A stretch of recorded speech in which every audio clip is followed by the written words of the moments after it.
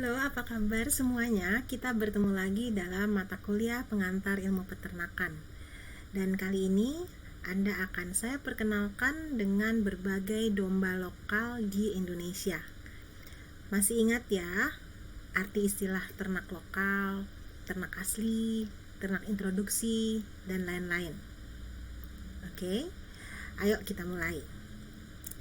Domba Garut atau domba priangan adalah domba yang berasal dari daerah Limbangan, Kabupaten Garut, Provinsi Jawa Barat.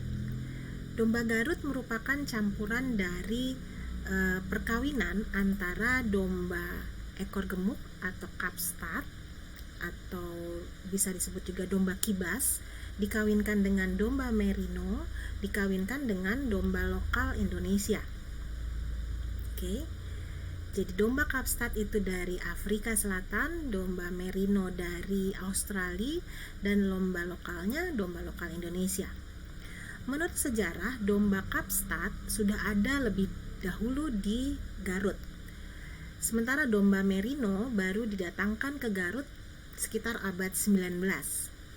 Sekitar pertengahan abad 19, di tahun 1854 kira-kira, dilakukanlah perkawinan campur antara 3 bangsa domba tersebut oleh Adipati Limbangan Garut. Sekitar 70 tahun kemudian, sekitar tahun 1926, domba Garut telah menunjukkan suatu keseragaman. Misalnya, bentuk tanduknya yang besar dan melingkar itu diturunkan dari domba merino. Oke. Sekarang kita coba lihat ciri-ciri dari domba Garut. Ciri-ciri domba Garut antara lain dia bertubuh besar dan lebar serta lehernya kuat, kokoh sehingga cocok untuk domba aduan.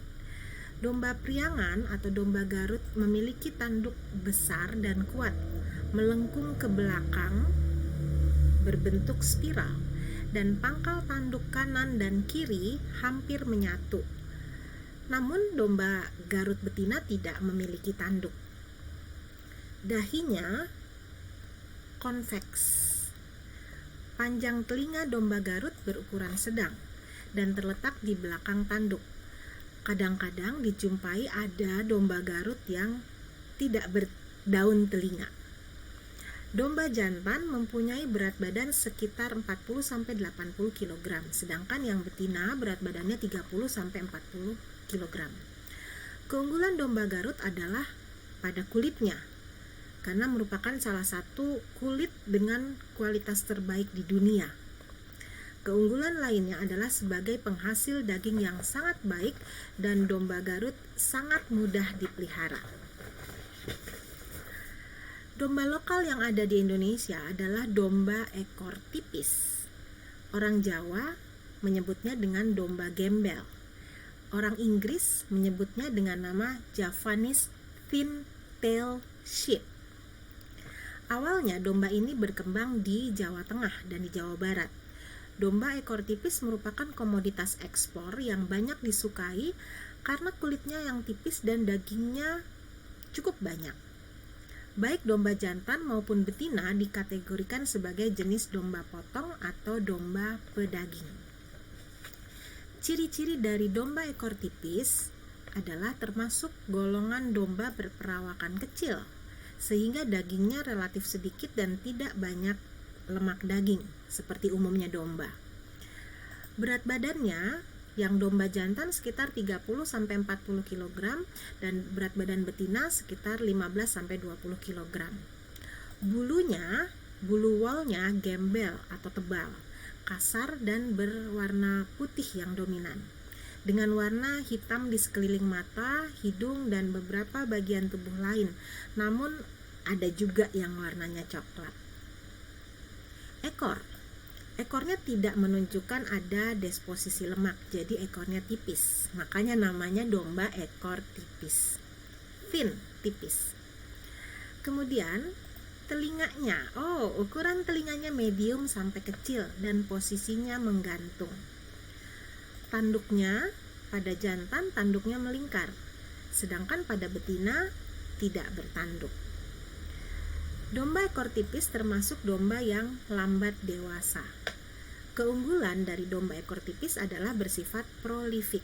Artinya, dapat melahirkan anak kembar bisa 2-5 ekor setiap kelahiran. Mudah berkembang biak dan tidak dipengaruhi musim kawin, serta mampu beradaptasi pada daerah tropis dan kondisi makanan yang buruk. Untuk populasi domba jenis ekor tipis, paling banyak ditemukan di Pulau Jawa. Pada tahun 2018, Indonesia pernah mengekspor domba ekor tipis ke Malaysia dan berencana akan membuka kerjasama ekspor ke daerah Timur Tengah, tapi dalam bentuk daging. Selanjutnya, bangsa domba yang juga banyak ditemukan di Indonesia adalah domba ekor gemuk. Wah, gemuk. Domba ini berasal dari Asia Barat, dibawa oleh pedagang bangsa Arab Indonesia. Domba ekor gemuk ini banyak ditemukan di Jawa Timur dan Madura dengan nama domba kibas. Kemudian juga ditemukan di pulau-pulau di Nusa Tenggara. Di Sulawesi Selatan dikenal dengan nama domba donggala. Mungkin ada yang pernah lihat ya, domba donggala. Domba ini merupakan domba tipe pedaging atau domba potong. Wah, asik ya lihat ekornya gendut-gendut seperti ini. Ya, ini lemak. Kita lihat sekarang ciri-ciri domba ekor gemuk. Ekornya cukup panjang dengan bentuk melengkung atau sigmoid, baik pada jantan maupun pada betina. Pangkal ekornya membesar, tebal, lebar, dan merupakan timbunan lemak.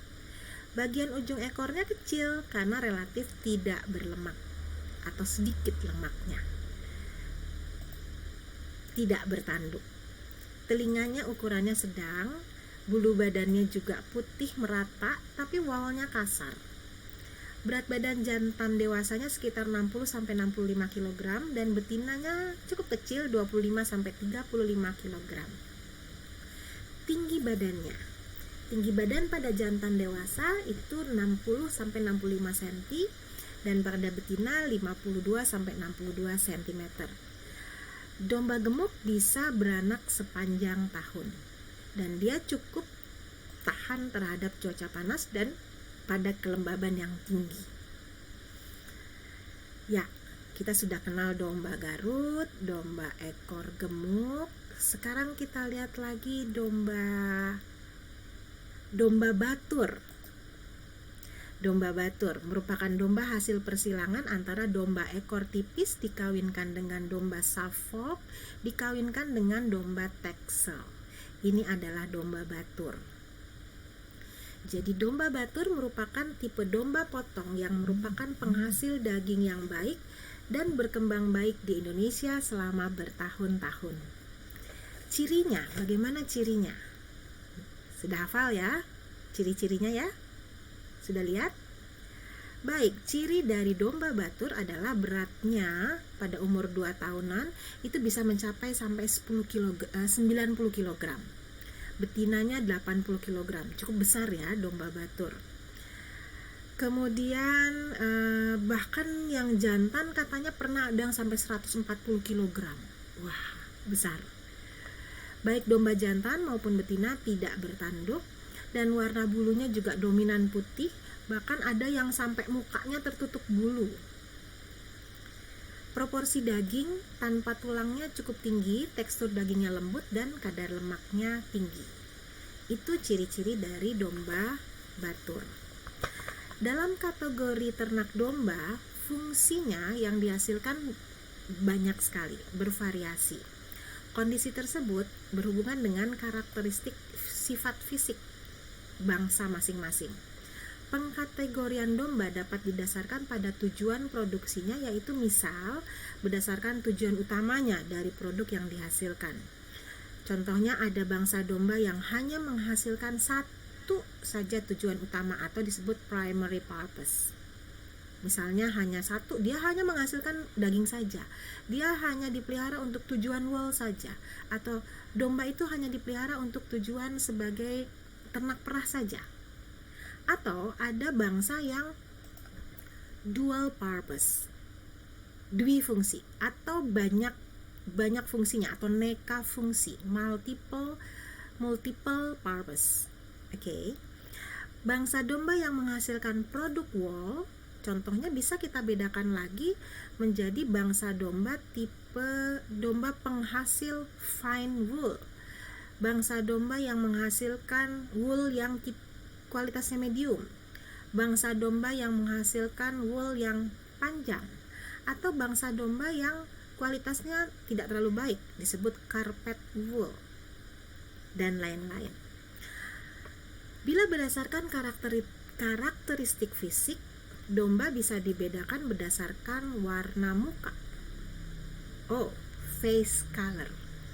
Jadi ada bangsa domba yang warna mukanya hitam, ada yang putih, ada yang merah, ada yang bintik-bintik, dan lain-lain.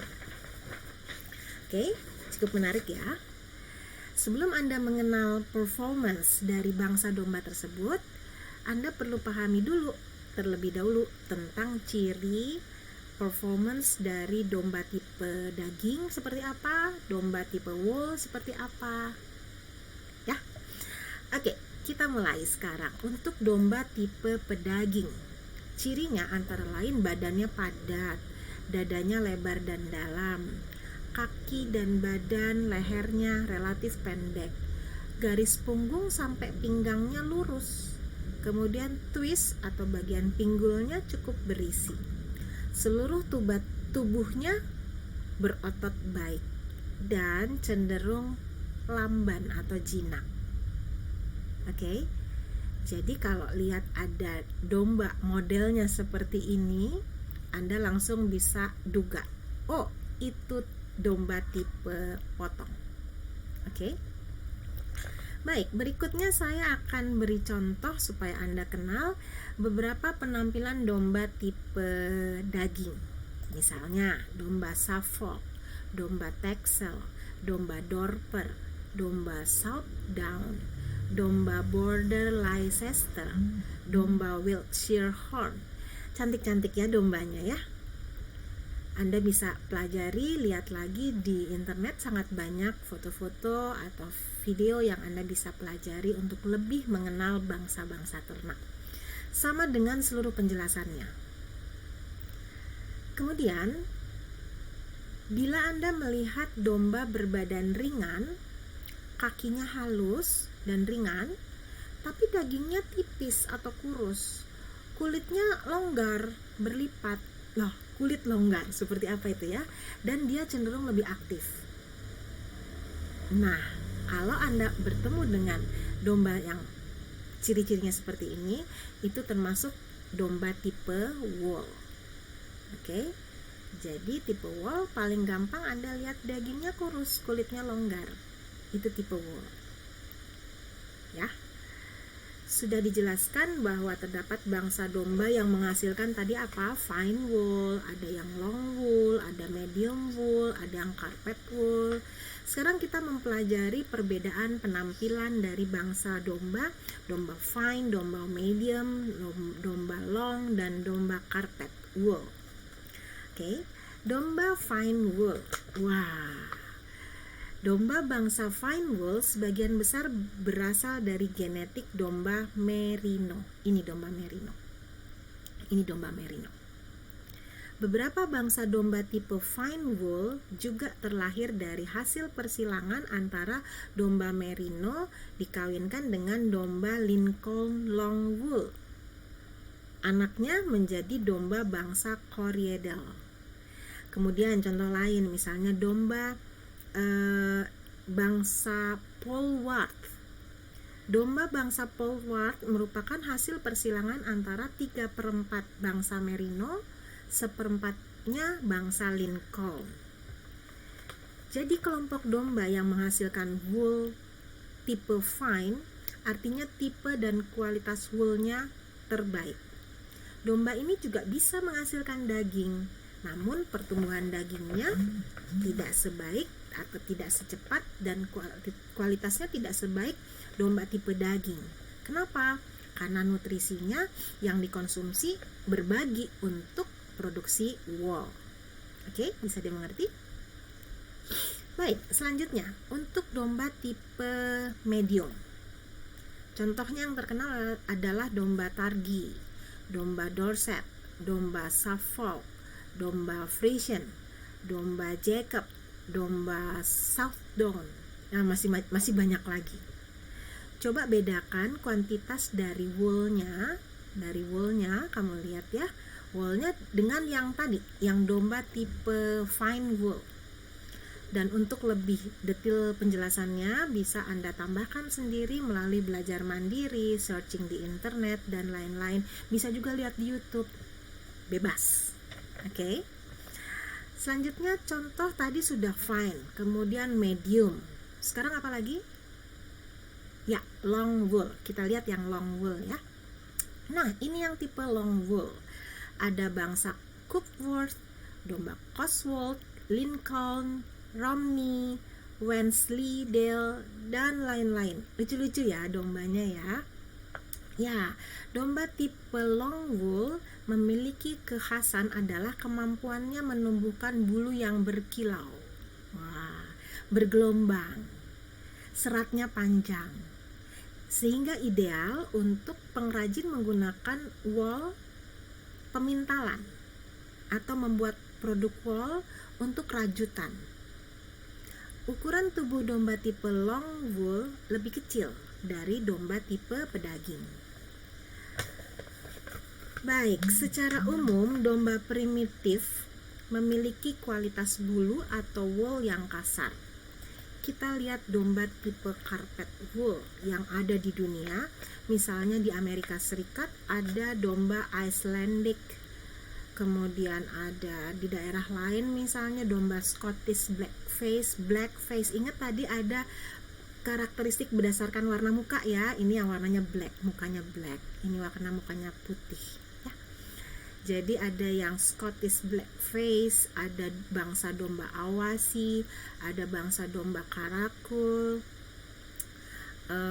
Di New Zealand dan di Australia ada domba Drysdale, Turkeydale, Carpet Master, ada Elliotdale. Wah, masih banyak lagi nama bangsa domba. Ada juga domba ekor gemuk seperti bangsa. Ini masuknya domba ekor gemuk ya. Ini lihat ekornya gemuk. Ini Awasi dan dia tipe carpet wool. Oke. Wah, sudah jalan-jalan jauh ya. Kemana-mana kita pergi ya, lihat-lihat bangsa domba. Sekarang saya perlihatkan beberapa kegiatan yang berhubungan dengan pengelolaan woolnya domba. Seperti ini, sedang mencukur, ini juga mencukur. Jadi kegiatan mencukur bulu domba harus dilakukan secara rutin, tiap beberapa bulan satu kali. Pencukurannya juga menggunakan cukur listrik, dan tidak boleh sobek, ya. Kulitnya tidak boleh sobek.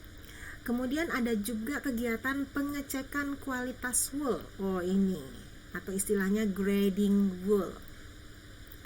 Ada juga wool yang sudah dibungkus dalam bentuk gulungan besar atau wool bales. Macam-macam ya kegiatan mengelola wool. Kita lihat sekarang domba tipe wool yang masih berbulu. Jadi ini adalah domba yang masih berbulu lebat. Kemudian setelah dicukur jadi seperti ini. Anda bisa lihat perdagingannya tidak sebanyak dari domba tipe pedaging. Kita lihat ada tumpukan bulu setelah pencukuran yang ditumpuk seperti gunung. Wah, banyak sekali ini bulu-bulunya ya, bulu woolnya. Kemudian ada proses yang menggunakan mesin. Ini untuk membuat wool mentah tersebut akhirnya bisa jadi benang dan dipintal dan seterusnya bisa dibuat kain. Asik ya. Untuk domba, tidak ada bangsa domba yang khusus dipelihara untuk fungsi menghasilkan susu, seperti halnya sapi perah, atau yang terkenal dari sapi perah adalah sapi Frisch Holland. Sebagian besar domba yang menghasilkan susu adalah domba yang juga menghasilkan wool atau menghasilkan daging.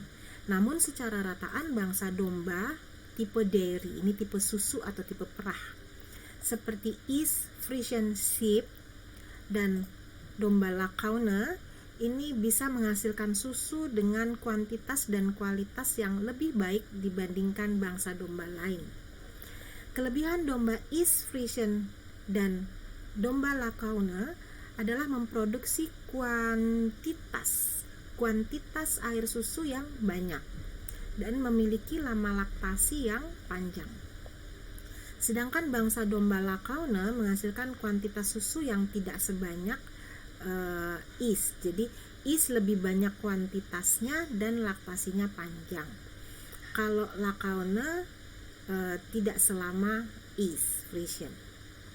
Kemudian Friesian Sheep juga menghasilkan air susu dengan jumlah total padatan yang lebih banyak. Di luar negeri, pemerahan air susu domba telah menggunakan mesin seperti ini. Ini jadi dari ambingnya dimasukkan mesin. Ya. Jadi ini machine milking, pemerahan dengan mesin. Jadi dombanya atau sapi, misalnya sapi perahnya dibiarkan makan, diberi makan, jadi sini dimasukkan dalam penjepit di leher supaya tidak bergerak. Di bagian belakangnya ini pekerjanya memasukkan alat penyedot untuk ke puting susunya. Jadi seperti sedotan gitu, seperti tube ya, seperti tabung reaksi bentuknya, tapi dari aluminium stainless, masuk ke dalam ambingnya semua. Nanti tinggal disedot, diperah, ya. Nanti bisa lihat di videonya, silakan sempatkan melihat di video di YouTube. Baik, yang lain selain pakai mesin perah, bisa juga diperah pakai tangan atau hand milking. Jadi pemerahnya masih memerah. Nanti Anda bisa pelajari, ada berbagai cara memerah, ada yang pakai 4 jari, ada yang ditarik dan lain-lain ya. Ada mata kuliahnya khusus. Baik, saya sudah berusaha mengantarkan Anda mengenali banyak hal dasar sebagai pengantar, pemicu rasa tertarik dan penasaran Anda untuk mau dan senang belajar lebih banyak tentang peternakan. Sekarang tinggal berpulang pada Anda. Mau jadi orang yang banyak pengetahuan atau menunggu disuapi oleh dosen saja? Selamat belajar.